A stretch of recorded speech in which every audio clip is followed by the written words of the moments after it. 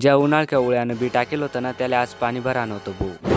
राम राम मंडळी. सकाळी सकाळीच बी नांगूळ पांगुळी ढळाय मग मोटर बारा देवाले पटपट सरळ उळे भरी गिद आमनी बायजाना नवमीना कार्यक्रम काही करायना नव्हता म्हणता आज एकादशीचे आज भजनना कार्यक्रम ठीक येऊ त्यामुळे 9 वाजता सरा भजनी मंडळी लागवतात लगेच कार्यक्रमले सुरुवात काही ती मग.